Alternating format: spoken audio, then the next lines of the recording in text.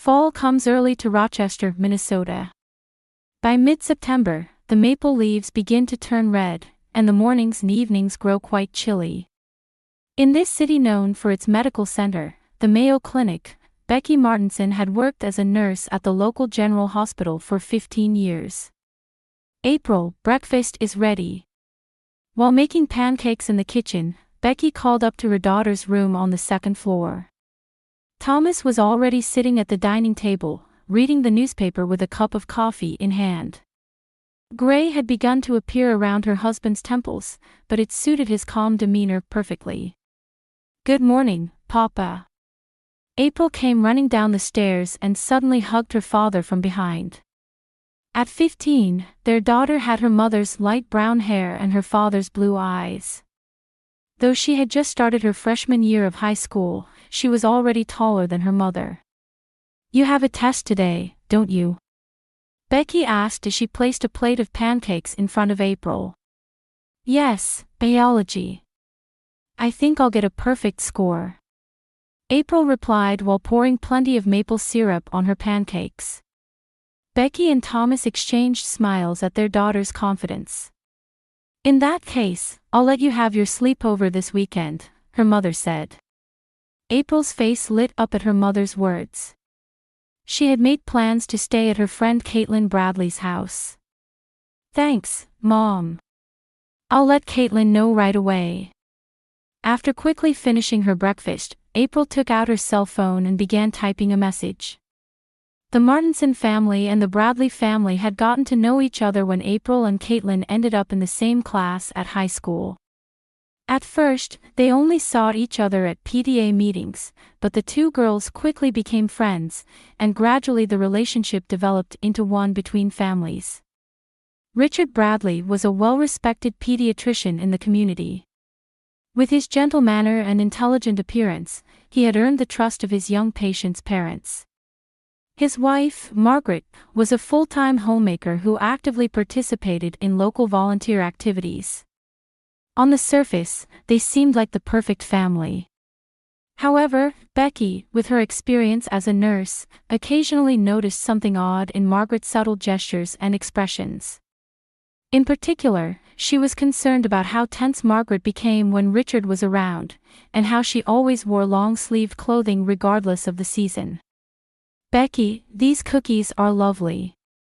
Would you mind sharing the recipe?" Margaret had approached Becky after last week's PTA meeting. Even then, she was wearing a long-sleeved blouse, and Becky noticed her unconscious habit of pulling at her cuffs. "Yes, of course.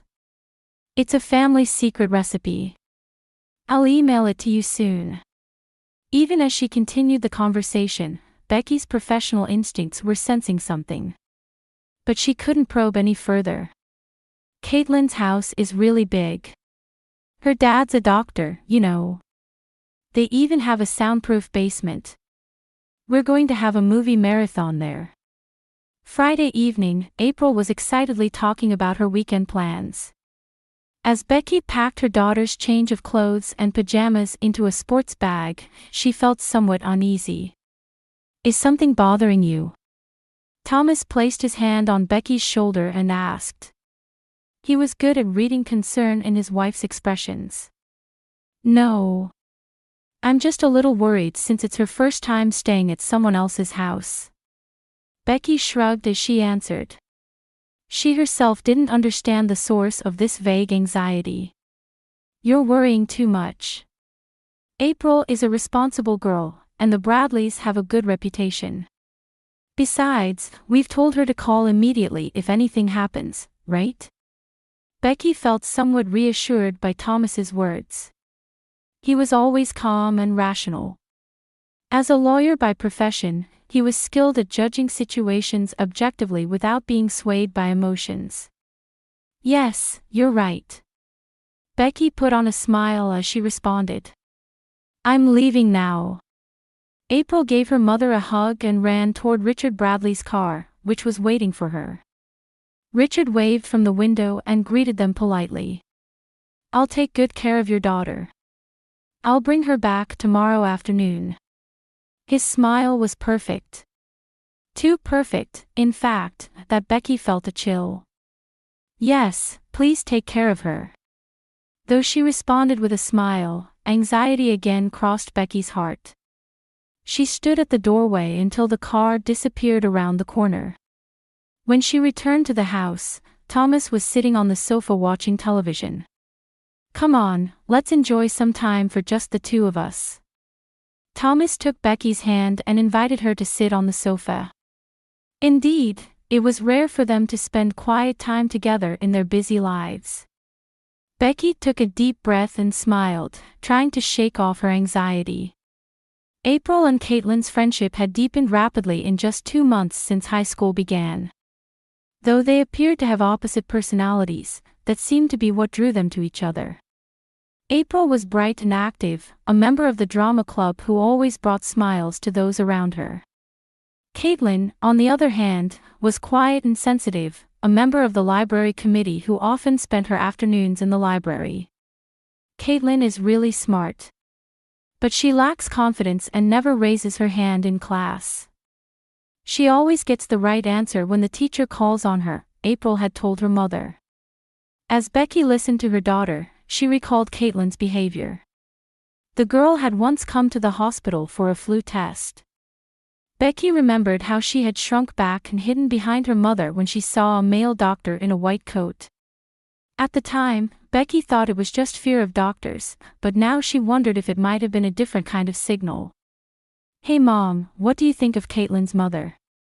April asked abruptly one day. Margaret? Well, she seems like a kind person, but I get the impression she's a bit tense, Becky answered honestly. I think so too. When Caitlin's dad is home, she gets really nervous. It's like she's afraid of making a mistake. Becky was surprised by her daughter's keen observation. April had not only kindness but also the ability to perceive the subtleties of people's hearts. As the season deepened, April and Caitlin's friendship deepened as well. They began working on school projects together and frequently spent time together after school. However, they usually spent time at the Martinson house, and rarely went to the Bradley house. Why don't you ever go to Caitlin's house? When Becky asked, April gave a somewhat vague answer. Her dad is strict, I guess. He doesn't really welcome friends over. Those words created a nagging feeling in Becky's heart. Richard Bradley was a respected pediatrician in the community. It was hard to imagine him being strict with children from his public persona. By mid-October, as Becky had more opportunities to meet Margaret at PTA gatherings, she began observing her more carefully. Though the season was already getting cold, she still found it strange that Margaret always wore long-sleeved clothing that covered her neck completely. She was also concerned about how Margaret would leave the room to speak quietly whenever she received a call from Richard. Margaret, would you like to come over for tea next week? Becky ventured to invite her. Margaret looked surprised for a moment. Oh, yes, but I should check Richard's schedule first. I'm not inviting him. Just some girl talk. Richard must be busy, right? Becky felt Margaret's tension ease a bit. Yes. I'd like that. I'll let you know. In the end, that tea gathering never happened. Margaret later contacted Becky saying she had fallen ill. In early November, April brought up the subject during dinner. Mom, Dad, I'd like to stay over at Caitlin's house this weekend. Thomas answered without particular concern, of course, that's fine, but Becky hesitated for a moment. What's wrong, Mom? April asked curiously. Nothing. I'm just a little worried since it's your first time staying at someone else's house. I'll be fine, I'm not a child anymore. Besides, Caitlin's dad is a doctor, right? I'd be in good hands if anything happened. Those words actually amplified Becky's anxiety. Because he was a doctor, if something happened. But was that just professional bias? Becky couldn't tell if her concerns were baseless anxiety or an intuitive warning. All right. But call immediately if anything happens. I know. April answered with a casual wave of her hand. That night, Becky confided her worries to Thomas. He put his arm around his wife's shoulders and said gently, "Becky, sometimes you're too protective. April is 15 now. We need to let her become independent gradually. Besides, the Bradley family has a good reputation in town." I know. It's just that I feel like Margaret is hiding something. She seems like a different person when Richard is around, so tense. That might just be the nature of their relationship. Not all couples have the easygoing relationship that we do, Thomas explained logically. Becky sighed deeply. I suppose, maybe I'm overthinking things. As the weekend approached, April's excitement grew. She talked enthusiastically about how Caitlin's house had the latest movie streaming services, and they were planning a horror movie marathon. Friday morning, Becky checked that everything necessary was packed in April's overnight bag. Pajamas, change of clothes, toothbrush, and even some regular medication just in case. Mom, I'm not a child anymore. I checked everything myself, April protested, slightly embarrassed. It's a mother's instinct, Becky answered with a smile. In the evening, Richard Bradley arrived by car as planned. April loaded her luggage into the car, her face glowing with excitement and anticipation. Well then, I'll be borrowing your daughter, Richard greeted Becky with a perfect smile. I'll bring her back tomorrow afternoon. Please take care of her, Becky responded politely. April waved from the window and called out, "Don't worry." Becky continued waving until the car disappeared around the corner. When she returned to the house, Thomas had already started preparing a special dinner. Let's enjoy our first night alone in a while. As Becky watched her husband's back as he boiled pasta, she muttered to herself, "It'll be fine, nothing will happen." After dinner, Becky and Thomas were watching a movie in the living room, sipping wine.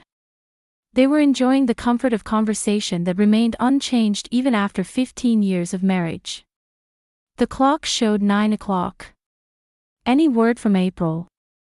Thomas asked as he tilted his glass. Yes, she sent a brief message right after she arrived. Arrived, movie night, good night is what she wrote. Becky showed him the screen of her phone. See? There was nothing to worry about, Thomas said reassuringly. Just at that moment, Becky's phone rang loudly. Looking at the screen, she saw it was a call from Margaret Bradley. 9:15 p.m. It was unusual to get a call from a friend at this hour. A moment of anxiety crossed Becky's heart. Hello, Margaret. What she heard from the other end was a distraught voice. Becky, come get April right away. Margaret's voice was shaking and broken. In the background, Becky could hear the sound of something breaking, and what seemed like a small scream. Margaret? What happened? Is April okay?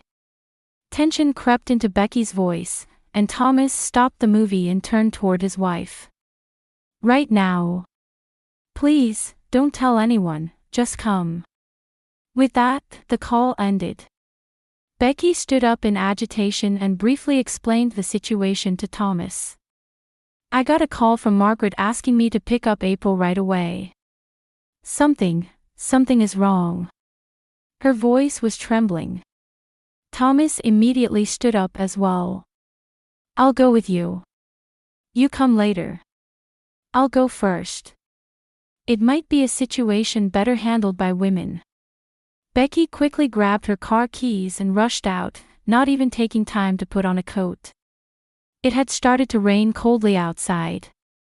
As she started the car, worst-case scenarios flashed through her mind, appearing and disappearing. The Bradley house was located in an upscale neighborhood. The large white colonial-style house would normally symbolize the perfect family, judging by its exterior. But tonight, the light leaking from its windows created an ominous atmosphere. As Becky parked her car, the front door opened, and Margaret came out. She was a shadow of her usual well-put-together self. Her hair was disheveled, her eyes swollen from crying, and a red mark was visible on her cheek. The cuff of her long-sleeved blouse was torn, revealing a blue-purple bruise underneath. "Margaret!" Becky jumped out of the car and rushed to her. Margaret said nothing, just grabbed Becky's arm. Her fingers were ice-cold and trembling. "Where's April? Where is she?" Becky asked in an urgent voice. Margaret pointed inside the house and finally managed to squeeze out some words. "Upstairs. Caitlin's room." Then she gripped Becky's arm even tighter and continued in a trembling voice. "Please, just look quietly." Becky was confused. She had no idea what was happening, but from Margaret's behavior, she knew something serious was going on. "Where is Richard?" Becky looked around cautiously. "Out, but he'll be back soon, hurry." Following Margaret's urging, Becky entered the house. She passed through the silent, spacious living room and climbed the stairs. The second-floor hallway was dimly lit, with light leaking from under just one door. As she approached the door, she could hear small voices from inside. April and Caitlin's voices. Becky knocked lightly and opened the door slightly. "April." Entering the room, she saw the two girls gathered around a laptop on the bed. Both had serious expressions and were concentrating on something. April looked up and showed surprise at seeing her mother. "Mom. Why are you here?" "I got a call from Margaret." Becky began, then turned her attention to the laptop screen the girls were watching. At that moment, she gasped. The screen showed footage of what looked like a living room. Margaret was lying on the floor, and Richard was shouting something at her. There was no sound, but the violent nature of the scene was clear. The next clip showed Caitlin trembling against a wall, followed by a close-up of bruises on her arm. "What is this?" Becky was at a loss for words. April stood up and rushed to her mother. "Mom, we've been gathering evidence," she said in a determined voice. "Caitlin and her mom have been abused by Richard for a long time. No one believed them, so they needed proof." Becky looked at Caitlin. For the first time, she saw strength in the usually quiet girl's eyes. "I set up surveillance cameras," Caitlin said in a small voice. "Dad always, after we go to bed." Her voice broke. April put her arm around her friend's shoulder and continued, "Caitlin secretly borrowed a small camera from the drama teacher. The teacher thinks Caitlin is interested in filmmaking, but that wasn't true." Becky was speechless at the cruel evidence displayed on the screen. And suddenly everything made sense. Margaret's tense demeanor, her long-sleeved clothing, and Caitlin's withdrawn personality. "Why didn't you tell anyone?" Becky finally managed to ask. "I did." Turning around, she saw Margaret entering the room. Her face was wet with tears, but there was a light of determination in her eyes. "In the beginning, I went to the police, to the hospital. But he's a respected doctor in town." "Mrs. Bradley, aren't you misunderstanding something? Didn't your child just fall?" "That's all they said. Richard was spreading rumors that I was mentally unstable." She took a deep breath and pushed back her hair with a trembling hand. "But tonight, he tried to hit Caitlin too. I can't take it anymore. Not the children." Suddenly, from downstairs, they heard the sound of a car engine. The blood drained from Margaret's face. Caitlin let out a small cry and gripped April's hand tightly. "Richard is back," Margaret said, almost breathlessly. The sound of the front door opening echoed from below, and everyone froze. "Margaret? Where are you?" A low, cold voice resonated throughout the house. "Caitlin, pack your things. April, you too. We're leaving right now," Becky quickly directed in a low voice. The two girls began to move swiftly. Caitlin packed essential items into a backpack, and April closed the laptop and put it in her bag. Margaret. Can't you hear me? Richard's voice echoed again, and the sound of footsteps climbing the stairs began to be heard. Margaret stood frozen in fear against the wall. Becky grabbed her shoulders and looked into her eyes. Margaret, this is your last chance. I'm getting you and Caitlin out of here. Tears welled up in Margaret's eyes, but she nodded slightly. The footsteps were getting closer and closer. Everyone, I know you're there. What are you doing? Richard's voice was superficially calm, but Becky felt a chill at the coldness lurking beneath it. The sound of the doorknob turning made everyone look in that direction. The door opened, and Richard Bradley appeared. His neat appearance and intellectual features were unchanged. But his eyes were cold and burning with anger. Well, Becky. What brings you here at this hour? He displayed a perfect smile, but his eyes weren't smiling. He seemed to quickly grasp the situation with a glance around the room. I came to pick up April, Becky said, trying to appear as calm as possible. Is that so? But the arrangement was for tomorrow afternoon, wasn't it? Richard raised his wrist as if to show his watch. It's only 10 o'clock at night. Plans changed, Becky said with a resolute attitude. Margaret called me. Richard's expression faltered for just a moment. He directed a sharp glance at Margaret, who was standing with a trembling hand against the wall for support. Margaret has been a bit mentally unstable lately, Richard said in the cool tone of a physician. I'm sorry if she's caused you unnecessary concern. He took one step into the room and closed the door behind him. The air in the room seemed to freeze. Actually, my wife is under psychiatric care. She sometimes has severe delusions, Richard smiled amicably. I don't know what she told you, but please don't believe it. Becky saw the fear-filled expressions on Margaret and Caitlin's faces. And she made up her mind. Richard, we're leaving. Margaret and Caitlin are coming with us. Richard's smile disappeared, replaced by a cold expression. That's impossible. It's not appropriate for outsiders to interfere in family matters. Domestic abuse is no longer a family matter, Becky said firmly. Richard's eyes emitted a dangerous light. Abuse? What evidence do you have?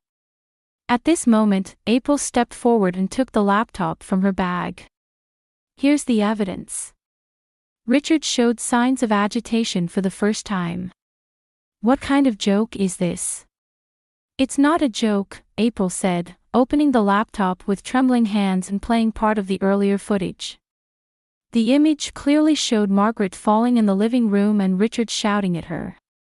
The blood drained from Richard's face. This is fabricated. It's been edited.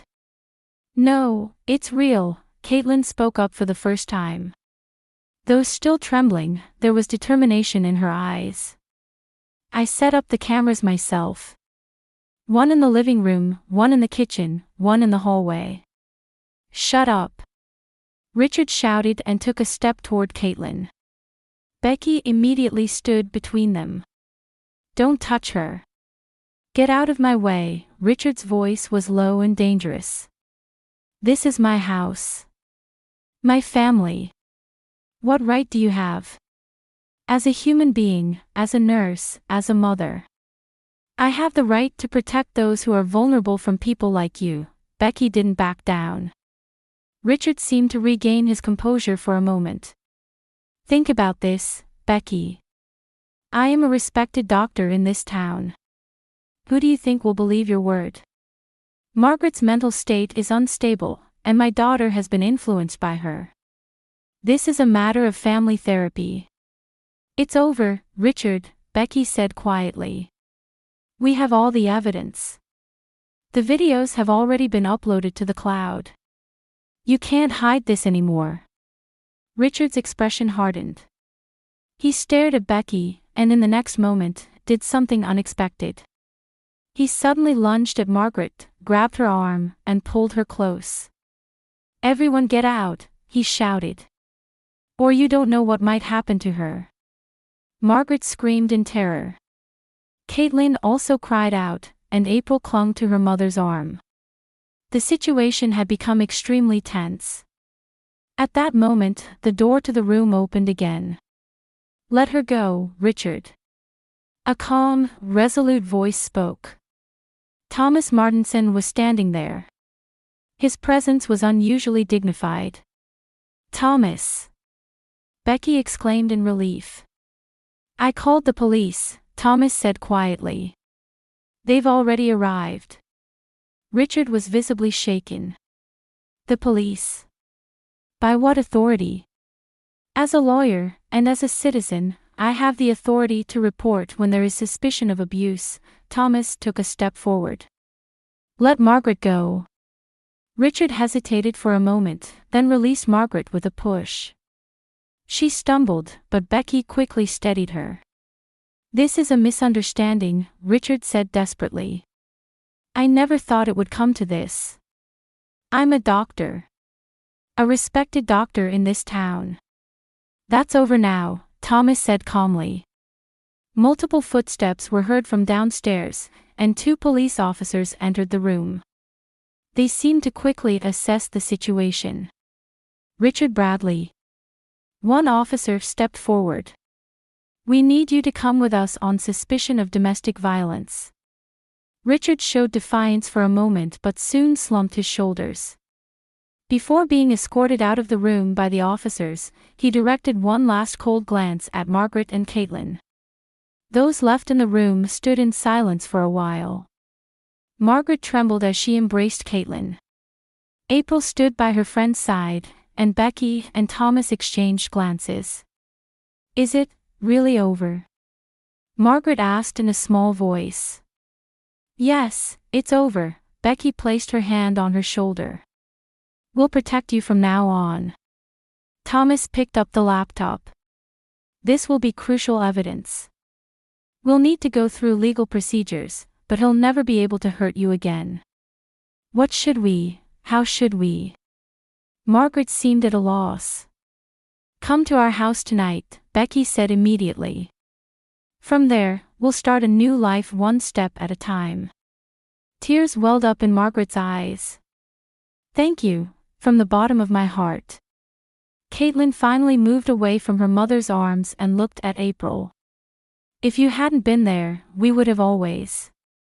"You're the one who found courage," April held her friend's hand. "I just helped a little." The police officers returned and began taking detailed statements. Becky watched as a female officer viewed the footage on the laptop and took notes with a serious expression. Thomas provided legal advice and started the process to ensure Margaret and Caitlin would receive the necessary protection. As the night wore on, the house gradually began to calm down. It was as if light was finally beginning to shine into a darkness filled with fear. "Let's go home," Becky finally said. "You can rest at our house." Margaret and Caitlin packed a few belongings, with April helping them. As the 4 descended the stairs, they took in the sight of the living room. Becky's heart ached to think of the many terrible events that had occurred here. Before leaving the house, Margaret turned back once to look at what had been her home. And she whispered softly, "Goodbye." Her voice carried more of a sense of liberation than fear. The 4 got into Becky's car and headed to the Martinson home. It was the beginning of a new life. On a Saturday in May, as spring sunlight brightly illuminated the town of Rochester, a barbecue party was being held in the Martinson family's backyard. Having survived the harshness of winter, the trees in the garden were wrapped in fresh green, and colorful flowers were in full bloom. "Caitlin, could you carry this salad?" When Becky called from the kitchen, Caitlin appeared with more confident steps than before. A smile adorned her face, with no trace of the fear that was once there. "Yes, Aunt Becky." Caitlin responded cheerfully as she took the salad bowl. In the 6 months since the incident, Caitlin and Margaret had started a new life in an apartment near the Martinson home. Margaret had found a job at the local library, and Caitlin continued at the same high school, joining the drama club and beginning to find her voice. "Everyone, gather round," Thomas called from the center of the garden. Next to him stood a fellow lawyer with whom he had established a support organization for domestic violence victims after winning the case against Richard Bradley. Since the incident, Thomas had become even more committed to legal support activities in the community. April and Caitlin sat side by side on a blanket on the lawn, discussing a school project. Their friendship had deepened further, bonded by a strong connection of mutual support.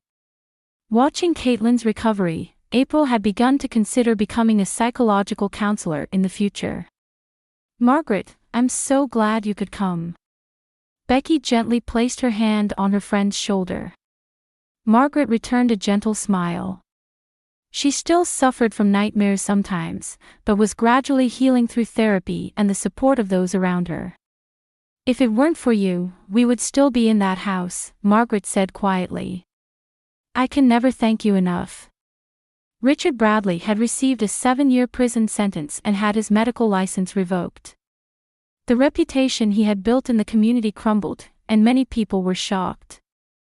This incident taught the whole town about the danger of judging people solely by their surface reputation. "Let's make a toast," Thomas raised his glass. "To new beginnings." As everyone raised their glasses, Becky reflected on the changes of the past 6 months.